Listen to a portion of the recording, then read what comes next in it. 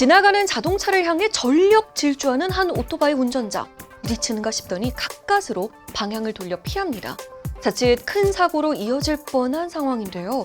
위험천만한 이 행위, 놀랍게도 인도네시아에서 유행 중인 것으로 알려졌어요. 이른바 저승사자 장난이라고 불리는데요. 보행자나 오토바이 운전자가 달리는 차에 뛰어들어 간발의 차로 피하는 위험한 장난이라고 해요. 최근 인도네시아에서는 10대들이 해당 콘텐츠를 만들다 사망하는 사고가 잇따르고 있습니다. 인도네시아 현지 언론에 따르면 지난 3일 땅그랑시에서 한 18세 소년이 저승사자 장난 콘텐츠를 만들다 트럭에 치여 현장에서 사망했는데요. 지난 2일 반둥시에서도 10대 소년 2명이 같은 도전을 했다고 전해졌어요. 한 명은 트럭을 피했지만 다른 한 명은 트럭과 정면 충돌해서 심각한 부상을 입었다고 하는데요. 또 다른 현지 언론에 따르면 지난 3월 5일에도 땅그랑시에서 미성년자 약 14명이 비슷한 행동을 하다 경찰에 붙잡혔다고 합니다. 땅그랑시 경찰은 지문을 수집하고 지침을 제공할 것이라며 이 행동이 위험하다는 점을 이해시킬 것이라고 전했습니다. 목숨을 앗아갈 만큼 위험천만한 저승사자 장난. 틱톡에 게시된 여러 영상에는 모방할 경우 본인이나 다른 사람이 다칠 수 있다는 경고 문구가 붙어 있긴 한데요.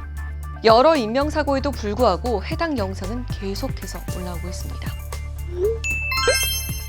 Before you made a purchase, they let you use the restroom, right?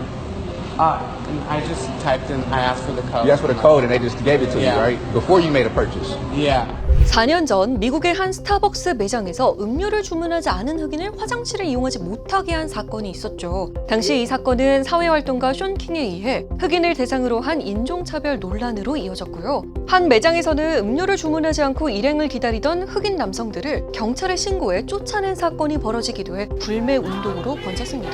결국 스타벅스 최고 경영자 하워드 슐츠는 이 사태에 대해 공개 사과했는데요. 당시 스타벅스는 주문과 상관없이 매장 내 화장실을 사용할 수 있다는 새 정책을 발표했습니다. 그런데 일명 매장 전면 개방이라는 스타벅스의 정책이 불과 4년 만에 깨지게 될 수도 있다고 해요. 외신에 따르면 스타벅스의 최고 경영자는 매장을 공중 화장실로 쓰는 사람들이 있다는 점에서 안전에 문제가 있다고 밝혔는데요. 이어 사회적으로 대두되고 있는 정신건강 문제가 직원과 손님을 위협하고 있다며 현행 정책으로는 매장 관리가 어렵다고 설명했습니다. 특히 낙후된 지역에 있는 매장의 경우에는 총격 우려가 있다고 밝혔는데요. 그러면서 이런 상황이라면 계속 화장실을 개방할 수 있을지 모르겠다고 말했어요. 한편 팬데믹 이후 미국 내 일부 도시는 공중 화장실이 대거 폐쇄된 데다 관리도 제대로 되지 않아 시민들의 불만이 급증하고 있는데요. 뉴욕시 등 몇몇 도시는 공중 화장실 수를 늘리기보다는 카페, 식당 등 개인 사업체에 부담을 지우고 있다고 합니다.